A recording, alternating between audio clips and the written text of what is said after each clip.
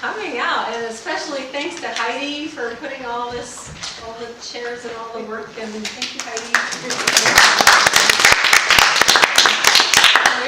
There's two more chairs here, and before we start, and I'll introduce my cohorts here, I want to make a medical announcement that the cholesterol level of Lopez Island has fallen dangerously low, but tomorrow Holly Dean will be back in the oven. So we've got our new oven going, Diane will be there, and I will be getting up at 3:45 to bake for you, so you guys better come and support Holly and Andre and Ty and just show them how much you've missed them these last 2 weeks plus however many months. So we shouldn't stick around here till midnight tonight. Well, you should, actually, because after the reading, there are going to be books for sale right there, and then in the conference room, there's going to be refreshments and also some art, which I'm hoping that people will avail themselves of. And the theme is If I Could Fly. So there are art supplies, some of which are generously donated by Anne Worledge-Karp, and some are from the library, and so you can make a collage or do some drawing or painting. Anyway, let your little inner flyer out. So I'm going to introduce our people here, and then I'll give a little background because our reading tonight starts in the middle of chapter 5. Let's see. First of all, I'm going to start with the protagonist, Anah-Kate Drahn, and she's reading the role of Jocelyn Burgowski, and it's very fitting because these are Anah-Kate's hands. So now her voice gets to fit. Gavin Goodrich is going to be reading the part of Jocelyn's very obnoxious right now older brother Michael. Also Jocelyn's younger pal Lewis, and at the same time he has to play his own antagonist. He's going to be reading the part of Nate, who is one of the two boys who have been making Lewis's life miserable at school. And somehow he's going to embody all that. I get to answer my own questions. Yeah. Sarah is going to be reading the part of, let's see, we've got multiple. She's playing almost all of Jocelyn's girlfriends at the birthday party where this is set, including especially Jocelyn's best friend Savannah, who is going through one of those phases where she's kind of outgrowing her best friend, and there's some conflict there. But she's also reading some of the other girls at the party. And she's reading the part of Jocelyn's brand new stepmother, Lorraine, the librarian. Is that everybody you are? I think Yeah, multiple personalities. Yeah. Fletcher Moore is going to be reading Jocelyn's dad, Ron Burgowski, who runs a convenience store right here in the village, strangely enough, on the island that is not Lopez, and also used to be a fisherman and still kind of yearns to be that. And he's the other bully, the really bullyish bully, Tyler. And you're also the sheriff, Sheriff Gill. Is that all you are? Yeah. Oh, I'm just the narrator. So I have it easy. All right. So background: Jocelyn Burgowski is turning 14, and life is starting to suck. She's gotten used to living without her mom, who walked out on the family when Jocelyn was 5. She's never gotten used to living with the fact that her mom is an alcoholic with an addiction to prescription medications. But she's generally able to function by not thinking about it. It's not too hard because she lives on an island and her mom is several hours away on the mainland, but she still dreams about getting her parents back together. But in chapter 1, Joss and her brother Michael have stumbled onto an internet video of something that looks like a ghost. and it also sort of looks like their mom, and so just for kicks, they email it to her, and then they forget all about it. Whoops, right? And the reason that they forget all about it is because Dad comes home just at that point to announce, surprise, I got married to Lorraine, which Jocelyn had been in sort of denial about. So she does not love Lorraine. Lorraine couldn't possibly take her mom's place. So she and Michael get into a huge fight, and in the middle of that, her mom calls drunk. So she's having this horrible week. Chapter 5, by the way, is called Week from Hell. Jocelyn has been planning her birthday party. 14 is hugely important. And she has this dilemma. She wants to invite her best friend Savannah, and she wants to invite her best pal Lewis, and they're not going well together because Savannah has been palling around with these two boys who have been bullying Lewis. And Jocelyn's not sure she can manage to have them both together, but she kind of has to. So the only thing that's keeping her sane during this week from hell and the lead up to it is her flying dreams. And that's sort of where we pick up. They just keep getting better and more real. And her only problem is that the next morning she has to wake up. So we're just going to dive right in. And has everyone hearing okay? Lisa, can you? Okay, good. All right. Week from hell, right in the middle. It took me forever to fall asleep that night. I finished Harry Potter 3 and couldn't find book 4. So I stayed in bed, tossing around to find a cool spot and wishing I had an off switch for my brain. Bethany doesn't know when she's gonna see you. Why don't you invite her to your party? Hey babe, did you send me an email? But when I finally fell asleep, I got my reward. That night, I dreamed about taking off. Somehow when you know the way something starts, it gets realer. I didn't have to run screaming down a flat surface like an airplane or paddling madly like a goose. I simply leaned into the wind, took 2 strong steps, hearing the crunch of dry lichen, and leaped.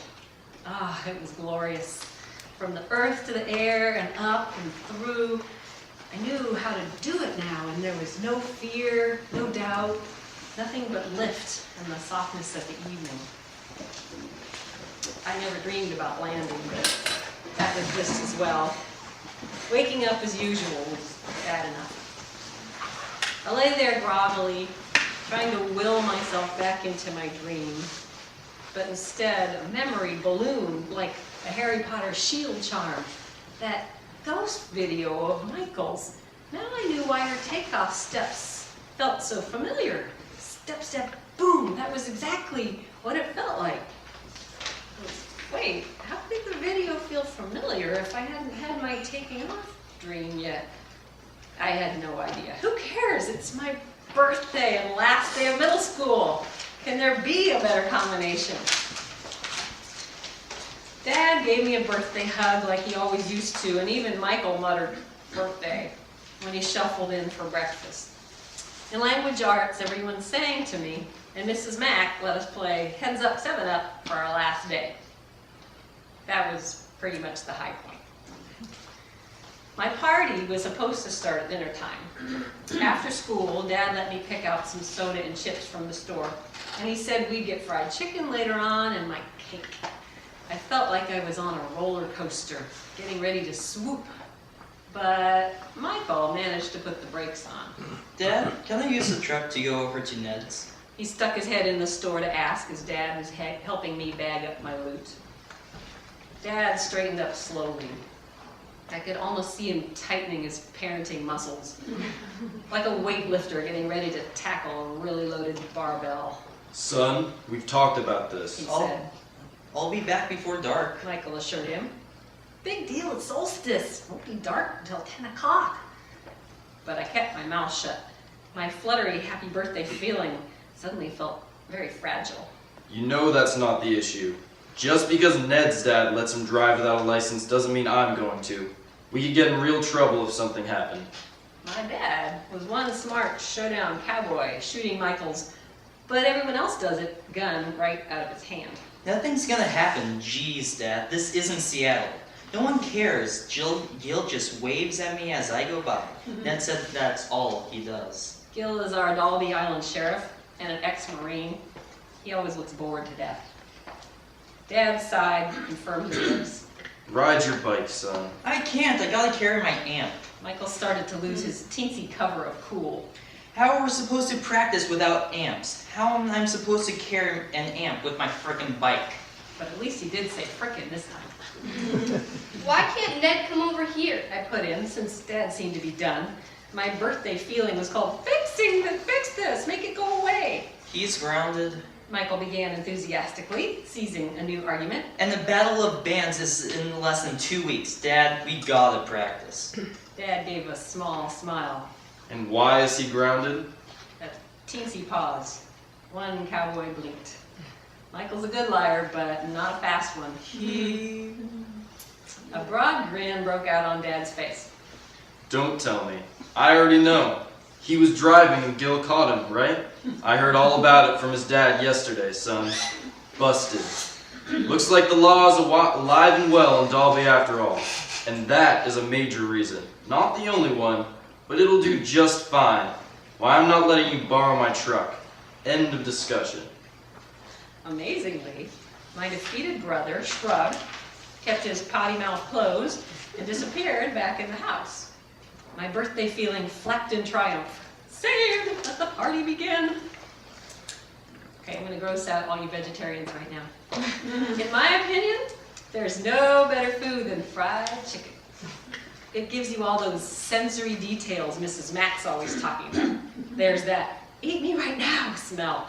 And then you grab a piece, enjoying that rough, greasy flakiness, bite in, crunch, slop. Salty crust dissolves into silky juice. Then you wash it all down with a slug of soda and start over. By 6:30, my party was in full swing at our backyard picnic table with a nice pile of presents stacked up. Dad said Lorraine would come over later with the cake and he would take a picture. Savannah complimented Lewis's haircut. Michael stayed in his room, playing his guitar just loud enough to send a message. So I brought the Mentos. Savannah said, reaching into her jeans pocket. Oh, cool, great idea, Molly said. Lewis looked blank, so Savannah explained, Diet Coke, you know? You put the Mentos in it and it kind of explodes. There are all these videos. I was relieved that she didn't roll her eyes at him, I like explosives. said Lewis cautiously. He hadn't been very talkative, but I thought he was having a good time. Damn, that boy can eat potato chips, Okay, let's finish the food first. I said. It's the birthday girl's job to stay in charge. There's only 2 wings left. Who wants one? Forget wings. Got any other white meat? Called an all too familiar voice. How about thighs? I whirled, and my birthday feeling gave a squawk of alarm. Nate and Tyler were resting on their bikes at the edge of my yard. Tyler was wearing his usual smirk, but Nate looked sort of polite and mature, something about his jaw. What are they doing here? Thighs are dark meat. Lewis said. The newcomers cracked up. I never noticed before how Nate closes his eyes when he laughs. Okay, you asked for it. He gasped. Got any breasts? So much for mature. Tyler laughed so hard he actually fell over, tangled in his bike. Time to take control, What the hell are you doing here? I asked. I don't know, Burger. Nate grinned as Tyler wrestled with his bike. I thought we came over to say happy birthday, but it looks like we're having a discussion about body parts. Well, you can go home now. I'm having a happy birthday. I retorted, though this was becoming less true by the minute. I glanced at my friends. Lewis looked glum. Molly, Heather, and Greta were glaring at the boys, just as they should, but Savannah, there was something wrong with her glare. It kept peeling off, giving me a look at something else underneath. Nate smiled at me. We're cool. We just want to see the Mentos thing. I turned slowly to Savannah. You invited them? Usually Savannah can bluff her way through anything. It's one of the things I admire about her. But that night she dropped her eyes and muttered like my brother does. You weren't supposed to tell, you idiots. You got the Diet Coke. It's gotta be diet. Tyler said eagerly. He had escaped his bike and now strode right up to my picnic table, the very core of my party. No! I yelled. Oh, yes it does, Joss. Greta assured me. I tried it with regular Coke and it... Not the Coke, I mean the The whole evening, I meant. My birthday's supposed to be special even if everything else is crap. Now it wasn't even mine anymore. I turned in fury to Savannah. How could you invite them to my party? The old Savannah reappeared, tossing her head. 'Cause I thought it would be fun. Damn, Joss. They're the ones who showed me the Mentos video, so I thought they should see it. What else are we gonna do? Just sit around? I didn't know where to start. I was gaping at her, my birthday feeling wheezing its last breath, when Dad stuck his head out the screen door. Jocelyn, you seen your brother? My mind a total blank, I answered stupidly. He's practicing in his room. The chords of some Red Hot Chili Peppers song whined from his window, No, he isn't. Dad said in a funny low voice, and he barreled across the yard as though the 8 kids staring at him were invisible. That's when I realized we'd been listening to the same song over and over for nearly an hour.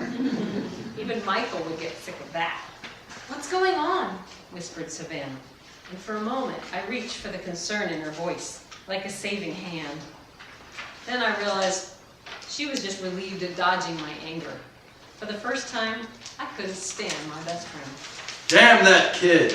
Dad's voice came from behind the shed where he keeps his truck. I ran over to find him standing on a blank patch of gravel, his face hard and dark. Michael had really gone and done it this time. My friends and Nate and Tyler piled up behind me. Dude. Said Tyler. Oh no, he didn't just take your truck. Greta breathed, sounding appreciative. How could you not have noticed? Dad rounded on me. He must have walked right past you. You would have heard the engine. How come you didn't call me? In my opinion, people who blame other people to make themselves feel better are the most immature of all. But I was too busy feeling horrible to say that. It wasn't her fault, Mr. Burgowski. Came Lewis's voice. It's her birthday. She was distracted. That's right. It's my birthday. And my best friend just ruined my party, and my father was accusing me of helping my brother steal a car. I felt the first stupid tremble of tears in my lungs. Well, that doesn't matter now. Dad continued harshly. Party's over. I'm calling Gil. You girls need a ride home? Ah, damn it. I can't. Never mind. Stay here. Finish your party.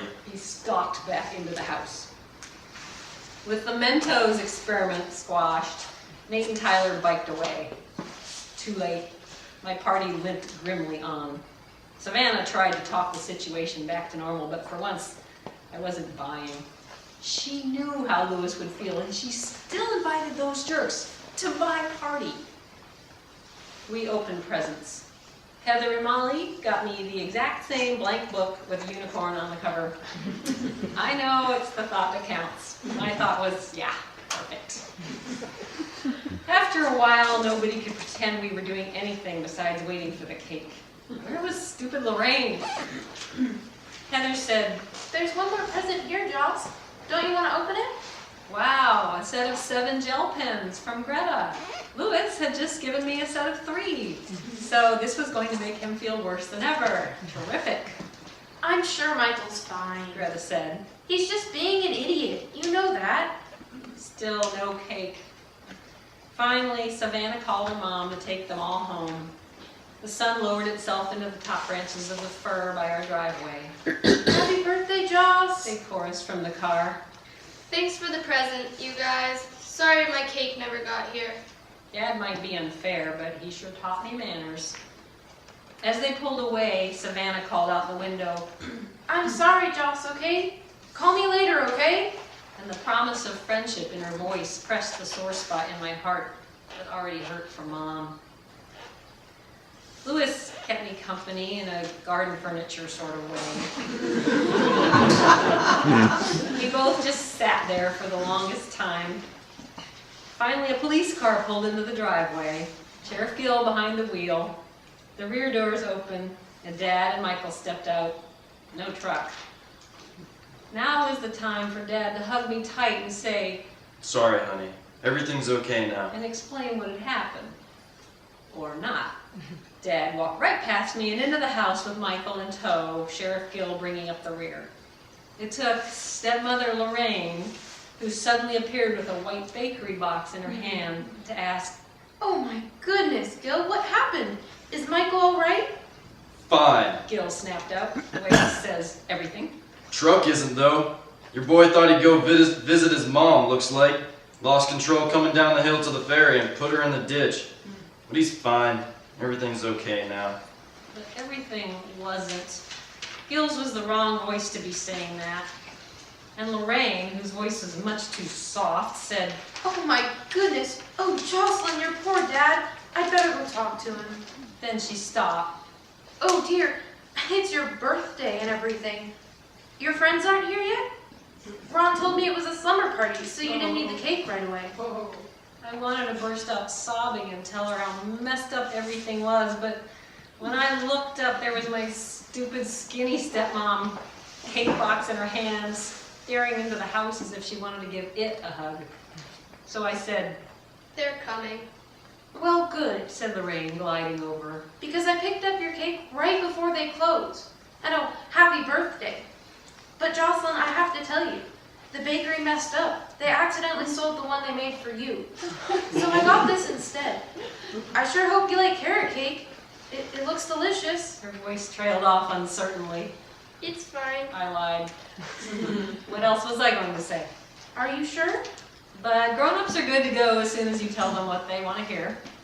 She nodded, set the cake on the table, and headed in toward my wreck of a family. Louis and I sat back down and did some more staring, although I could feel him itching to get at that cake. It wasn't meanness that kept me from offering him some, I swear. I just felt numb. After a while, Sheriff Gill came back out, the screen door whacking behind him. You kids getting a little chilly? He inquired as he went past, but didn't wait for an answer. Dad stayed inside with Lorraine. No sounds came from the house. Someone must have turned off the recording Michael had obviously made of himself practicing Californication over and over. They had forgotten all about me. I was chilly. The evening was lowering itself into dusk, though I didn't have the heart to turn around and watch the sun set into the gap where the ferry glides past. I wanted to hug my arms, goose-bumped in my tank top, but I couldn't move. Finally, I heard Louis's voice, a little rough from being silent so long. Josh, I should probably go home. My head nodded. I'll see you tomorrow, okay? I'm glad you liked your present. Louis said. Nodding I could manage, so I kept doing it. Okay then, bye. And I heard his light footsteps on the gravel. Hey, Louis, Huh? I croaked. The footsteps returned. Huh? take the cake home with you. Wow, thanks. He said, and disappeared into the evening with the last remnants of my birthday. A big batch of starlings came swirling in like they do and tucked themselves noisily into our fir tree. The Angstrom's donkey brayed a few times in the distance like a dying engine. A light went on inside my house, but no one came for me. I sat there for a long, long time, and then I got up and walked the shortcut to the Toad. Toad is their big, giant rock that she and Louis like to play on. I could follow that path in my sleep, which is how it felt that night, sleepwalking. I pushed through the wild rose scrub, their honey-smelling blossoms and their vicious scratches finally working on my numbness.